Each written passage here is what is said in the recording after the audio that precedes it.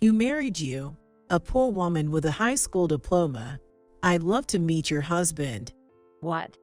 At the middle school reunion, my former classmate Erica, who looked down on me. I never thought I'd still be hearing this kind of thing as an adult. Maybe you're too embarrassed to introduce him to anyone. Is your husband a high school grad, too? People need to match intellectually, right? If you're both high school grads, maybe you're both working part-time jobs. It must be tough at the bottom. Intellectual level. Bottom. I can't stand her insulting not just me, but my husband, too. Just when I should give her a piece of my mind. A car parked next to us. It was clearly a luxury car.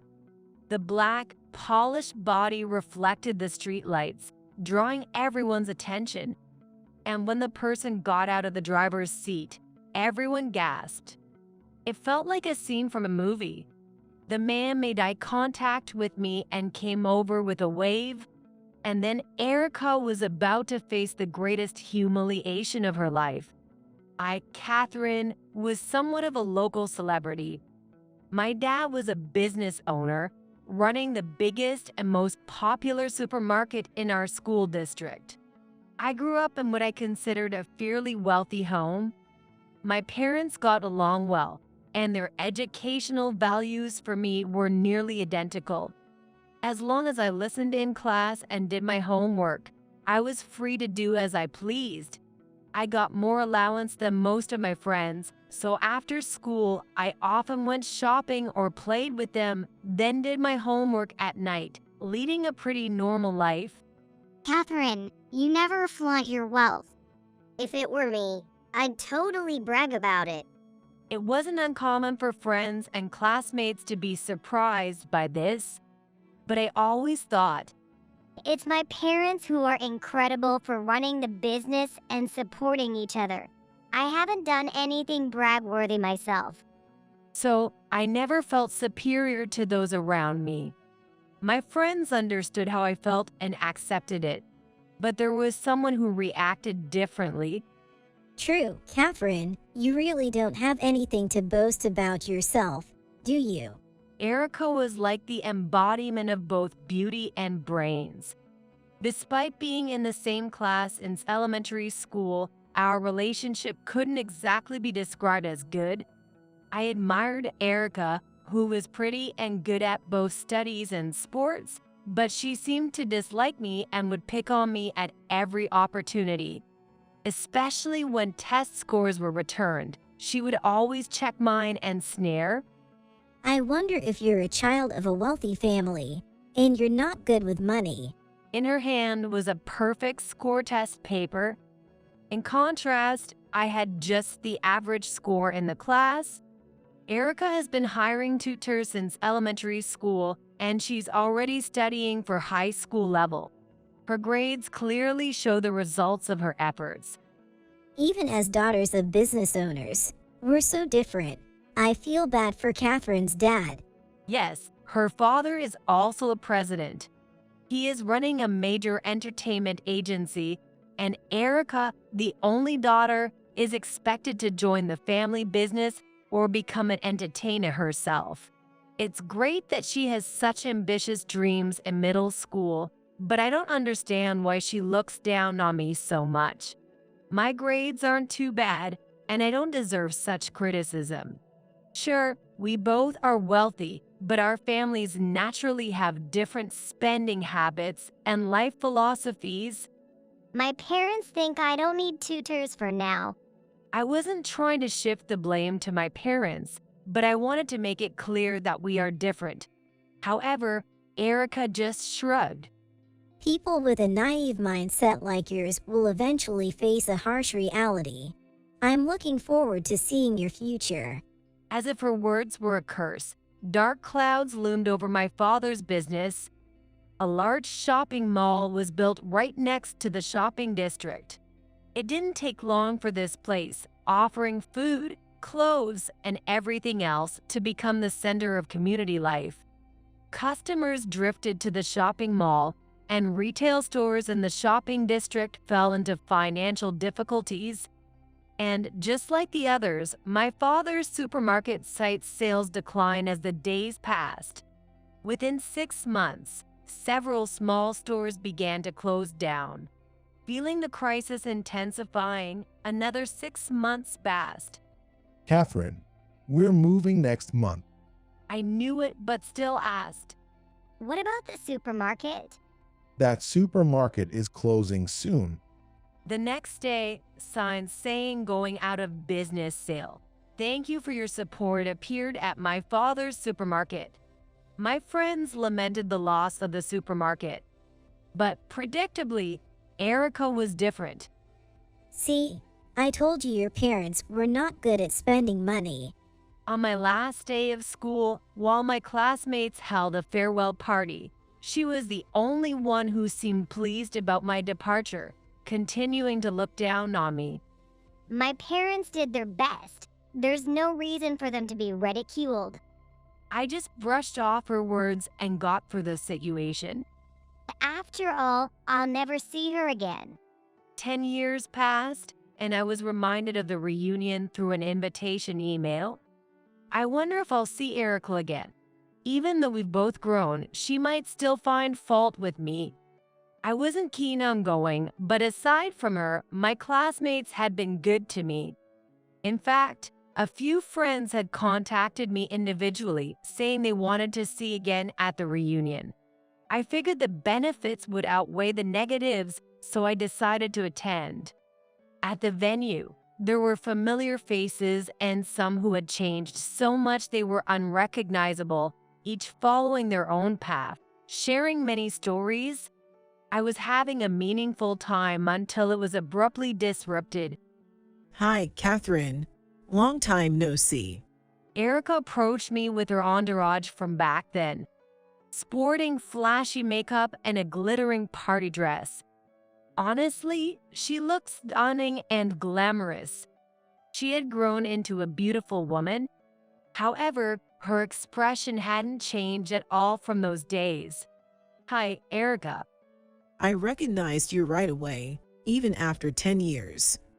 That poor-looking outfit, that face that's seen hard times. Well, it can't be helped. Your father's business didn't go well, and you couldn't even go to college, right? It must be really tough working with just a high school diploma. I didn't respond to her words, just listened silently. I knew there was nothing to gain by reacting. If you're ever struggling with money, don't hesitate to ask me.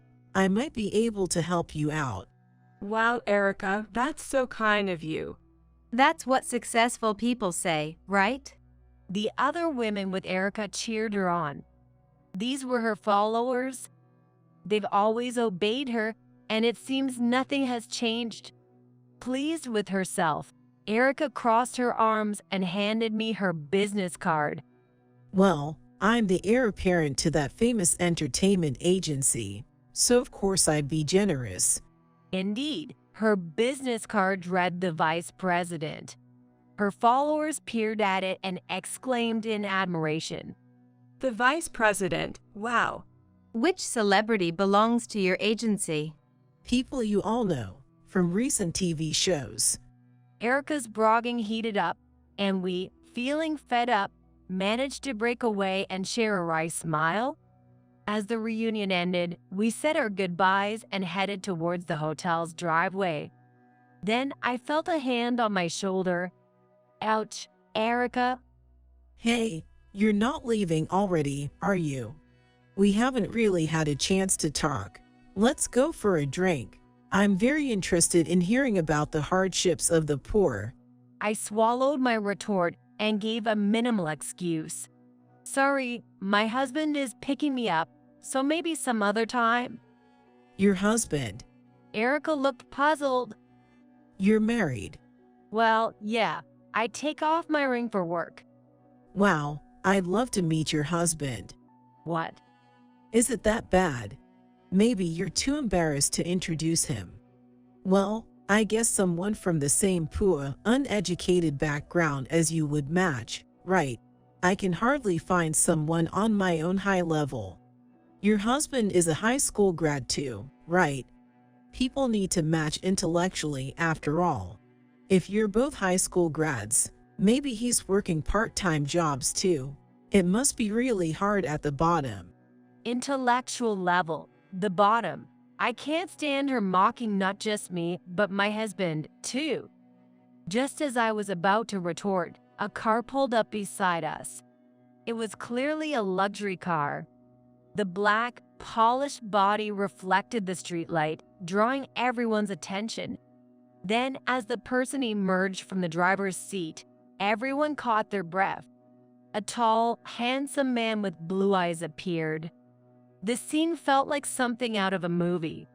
A good-looking man stepping out at a grand hotel. Whispers of is he an actor or a model? I feel like I've seen him somewhere could be heard. The man caught my eye and walked over with a wave. Sorry to keep you waiting, Catherine. I wasn't waiting. You're right on time. Thanks for picking me up. Sorry to bother you when you're busy. I'd go anywhere for you. He kissed me on the cheek. Amidst the cheers from the crowd, Erica's eyes widened and she muttered, Aaron. Given her industry connections, his name came to her easily. Yes, that. I hesitated to introduce him because I thought you might know. No way, he's your husband. That's right. Catherine is my partner. Aaron responded fluently in English. He was French and had been an actor since his childhood. He was such a talented actor that he appeared in Hollywood movies, but after graduating from college, he wanted to support the movie industry behind the scenes, so he started his own film company. His actor-like physique and well-defined features are because he was indeed an actor. And it's likely that many people, not just those in the industry, but also moviegoers, would recognize him. It's unbelievable. A high school graduate and the daughter of a bankrupt company is his wife. Well, actually, our business isn't bankrupt. And I'm not just a high school grad. What do you mean?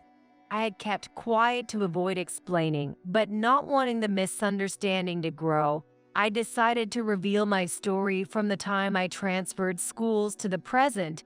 While the supermarket in the commercial district closed, my father's main business was a food company, with the supermarket being just one part of its subsidiary operations. We lived there to oversee the successful supermarket, but moved near the headquarters once there was no reason to stay. Seeing my father strive to build an industry that could compete with the shopping mall after we moved, I realized something. Both my father and Erica, who is also president's daughter, were working so hard. I was born into a wealthy family by chance, but I thought it would be a waste to do nothing and settle for that situation. I worried about whether I could support my parents when they got older. I dedicated myself to my studies for the rest of middle school, desiring to learn in a broader world. Fortunately, we had the financial means for me to study abroad. My parents respected my opinion and happily sent me off.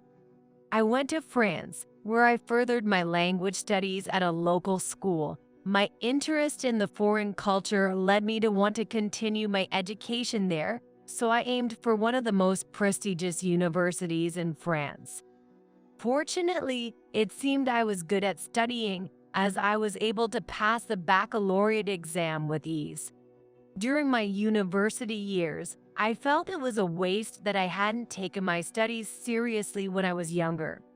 It was there that I met Aaron. Unfamiliar with movies, I interacted with him, an arts major, without realizing he was an actor. I had thought he was unusually popular. "You look like an actor," I casually remarked, to which he laughed and revealed, I am actually an actor. apparently, my friendship without knowing his fame greatly affected him. Everyone usually approaches me for my fame. Being a Hollywood actor, it was inevitable, but he found comfort in my unbiased companionship. As graduation approached, he confessed, and we married within a year. He retired from acting and seems to have been scouted by Hollywood, but he wanted to make movies his way, so now he's traveling the world. I work as his secretary, and we returned to the country for the reunion. Summing up the situation, Erica gritted her teeth. So, you're not taking over your father's company. Talk about being ungrateful. My father's company isn't family-owned. The next president will be chosen from the current executives. What do you mean? Are you saying I'll be picked as the next president through connections? That's not what I meant. You've always been like this, subtly putting me down. You had the money but chose not to study, and now bragging about your husband. Right. Everyone else must think so too. Erica turned around, seeking agreement from her still-present entourage. But they stepped back, giving non-committal responses. It doesn't seem like she's mocking. Every company is run differently. What's this? Just because Catherine is successful, everyone flips their stance. Isn't everyone just weak for titles? It's not like that. I have plenty of titles. I graduated from a renowned university and am the vice president of a famous entertainment agency at this age. Entertainment agency. Oh, that reminds me. Aaron repeated Erica's words. After a thoughtful pause, looked at Erica intently and asked, Aren't you Richard's daughter? How do you know my father? I met him at a party 5 years ago. I think you were there, too. Oh, maybe that time. I didn't talk about work because it seemed you didn't know me then, but your father introduced us. I didn't understand because of your poor French, though. What did you say? Ignoring Erica's distressed face, Aaron continued. I said it was okay to speak English, but you insisted on speaking broken French. I went along with it because you seemed self-conscious, but honestly, it was hard to watch. You said you graduated from a top American university, but your French was barely understandable, and about your company. Wait. Erica shouted, seemingly trying to stop him, but Aaron didn't halt. A lot of people are transferring to other agencies, right? I haven't heard good things. I hope your company lasts until you become president. Seemingly devastated by his words, Erica staggered to a nearby bench and looked away. You should really look at yourself and those around you. Aaron led me away from there. In the car, he asked me, How was the reunion? but I was more concerned about Erica. Aaron, you didn't have to go that far, especially with everyone watching. Catherine, you're kind, but she doesn't see, or maybe chooses not to see, the people around her. She was mean to you. Probably, no one ever really pointed out the reality to her or paid attention. It's sad for her too. Maybe saying a little could be good for her. I hope so. I am grateful for Aaron's help, but I couldn't stop thinking about Erica's feelings and spend a few days feeling troubled. A few days later, Aaron and I attended a party hosted by an American distribution company. We were so busy greeting people that we hardly had time to eat. Then, I thought I saw Erica in the corner of my eye. She stood alongside the current president, her father. She was talking to someone at a TV station, but the person had frowned and left. When I tried to look away, our eyes met. She looked like she was about to cry and then left the hall. Unable to stay put, I excused myself to Aaron and followed her, approaching her slowly in the lobby where she was looking down. You're laughing at me, aren't you? She spoke without looking at me, her voice much weaker than I remembered. Ever since we were young, I belittled you, looked down on you, and did the same at the reunion. But in reality, I'm the foolish one. With my job not going well, it must be amusing to you, right? That's not true. I think you're amazing. Despite struggling with French, you try to communicate, and you've withstood the pressure of being a vice president. I respect Erica for being able to strive continuously. That's a lie. Are you just pitying me? Go ahead and laugh. I can't look down on someone I don't feel superior to, but there is one thing I think that you are foolish. Erica looked at me with eyes reddened. Her expression not one of anger or hatred, but of resignation. You're not alone. Even if you're not good at studies or wealthy, there are plenty of people who see you for who you are. So there's no need to pretend to be strong. I'm not pretending to be strong. Then why were you always worried about exam scores, money, and educational background? You should know that having all those things doesn't necessarily fulfill you, right? That's because What do you want to do, Erica? How do you want to live? It's okay to do what you like because it's your life. it's too late. My father expects me to. He believes I will revive the company. Because I've always listened to my parents. I can do what they want. I always have. It seems that her parents were pleased when she did well in her studies, saying, "Our company is safe with Erica around." It's unclear if they were serious or joking at the time. However, she was indeed praised by her parents based on her academic performance. So she continued to work hard. Then she realized that her classmates would be envious of her. Her self-esteem grew stronger and stronger. However, she envied me, another president's daughter, who was raised with love and had many friends despite not focusing on studies. It's always bothered me that you were recognized by your parents and friends even though you didn't try as hard as I did. I didn't want to admit it. Erica slowly opened up to me. I continued to listen to her beside me. I understood that studying and money are not everything when I saw you. But for me, that was all I had. I had to live by wielding my money and grades. It's a fact that I've been acknowledged for it all along. That's true. My way of living has never been denied by anyone.